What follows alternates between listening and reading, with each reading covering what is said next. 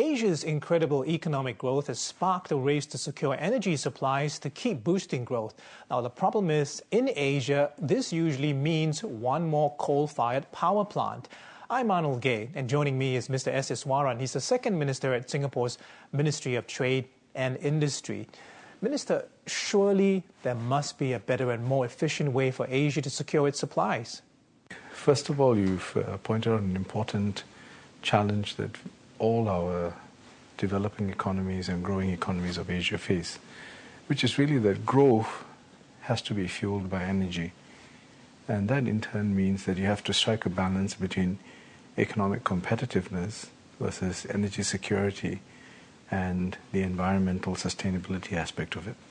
So those are the three elements you really need to focus on.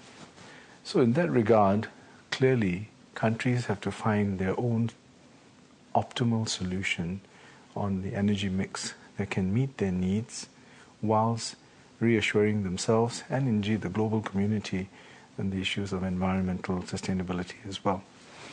So if I take Singapore as an example, over the last decade and longer, we have introduced we have liberalized our electricity markets, and in general we have now got a system where 80% of our electricity is generated using natural gas, which is really one of the cleanest forms of fossil fuels you can use. And the turbines that are used are more efficient, and therefore the emissions are reduced to about as low a level as you can get using this form of fuel. A coal-fired power plant is part of Singapore's mix, though. Isn't this regressive? Our approach in Singapore towards the whole policy of energy mix is really this. We don't want to rule any option out because Singapore doesn't really have the luxury of having too many options in the first place. So our approach has always been keep all options open, but when you make the decision, it has to be done to ensure that we address those three key factors.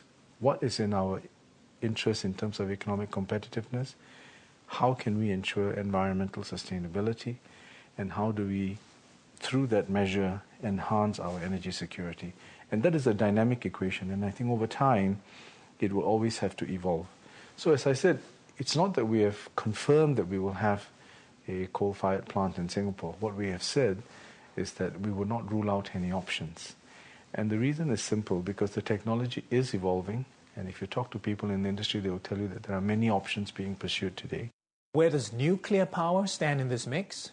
Well, nuclear power is an important and interesting aspect of the entire spectrum of energy options in the world.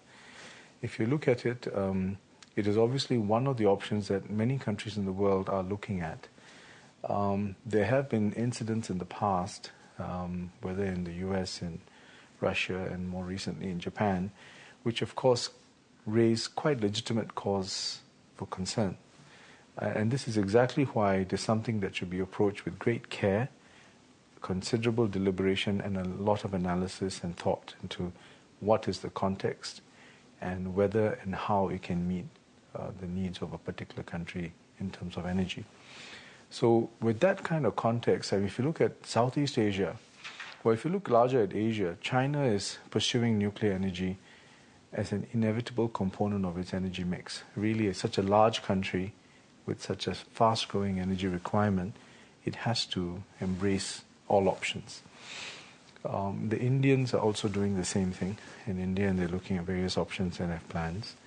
If you look closer to home in Southeast Asia, several countries have indicated their interest and their plans to develop nuclear energy. The Vietnamese have indicated that, so too the Indonesians, the Thais, and I think the Malaysians as well have indicated so. So there are several countries looking at it. Within that context for Singapore, what we are doing today is conducting what we have called a pre-feasibility study. That term is chosen quite carefully because we're a long way from making a decision on nuclear energy or not for Singapore.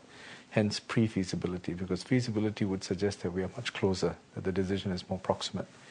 So it's a pre-feasibility study, and the reason we are conducting that is first to understand what is the nature of this industry, how is it evolving, what do we in Singapore need to do in order to better build our capabilities to be plugged in, to understand the trends, so that ultimately, if a decision is required, whether it's in the context of Singapore itself or something that is happening within the region, that is something where Singapore can play a meaningful role in.